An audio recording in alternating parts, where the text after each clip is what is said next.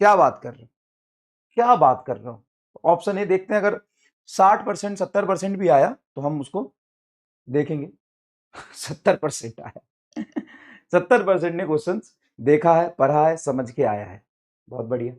28% लोगों से मेरी आग्रह है, बेटा कोई बात नहीं, तुम ये तो एक्सेप्ट कर सकते हो ना कि सर वो जे एडवांस के हैं, और जब जे एडवांस में बैठते हैं तो 7 मिनट 6 मिनट 5 मिनट सवाल को करने के लिए मिलता है। हम नीट वाले, हमको वो सवाल नहीं आएगा एग्जैक्टली, लेकिन उस बड़े सवाल का एक छोटा पार्ट तो आ सकता है। आप ये समझो बेटा, देखो नीट बहुत हाई रिफ्लेक्शन का गेम है, कोई मतलब नहीं है जे एडवांस के सवाल का।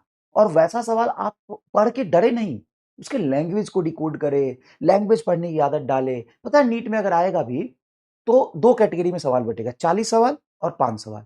40 सवाल में अगर वो क्वेश्चन कॉल फॉल करता है कोई भी, तो लैंग्वेज थोड़ा लेंदी हो सकता है, कैलकुलेशन एक लाइन का होगा।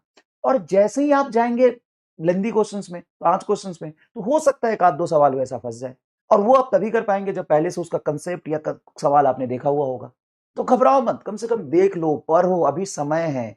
14 हुआ है सर, क्या बात कर रहे हो, मुंह कैसे बना रहे हो बैगन जैसे। 14 जे एडवांस के सवाल तुम घर पे अगर कर ले रहे हो तो कितनी बड़ी बात है ये। 14 जे एडवांस का मतलब नीट का 100 सवाल हो गया। समझ में आया, समझ में आया। तो देखो, अब तुम ये मत बोलना कि सर इरेलीवेंट है। पढ़ते समय थोड़ा सा अपना लेवल यहां लेके जाओगे, तभी तो एग्जाम में बैठ के लेवल नीचे गिरेगा तो भी नीट से ऊपर रहोगे।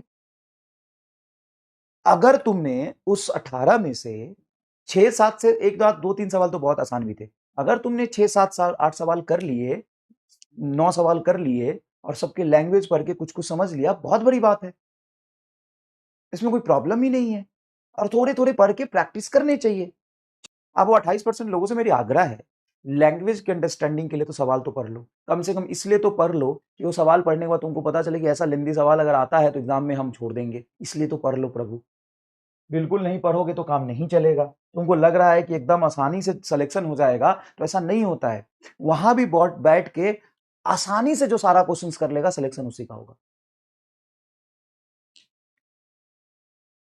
वहां भी बैठ के, अच्छा बताओ, जो अच्छे अच्छे क्वेश्चन की प्रैक्टिस कर लेगा, उसकी लैंग्वेज समझने की कैपेबिलिटी बढ़ गई, तो आसान लैंग्वेज तो जल्दी समझ लेगा। कैलकुलेशन की कैपेबिलिटी बढ़ गई तो आसान कैलकुलेशन तो जल्दी कर लेगा। तो इजी क्वेश्चन कौन जल्दी करेगा? आप भी करोगे, वो भी करेगा, लेकिन फिर टाइम का गेम हो जाएगा।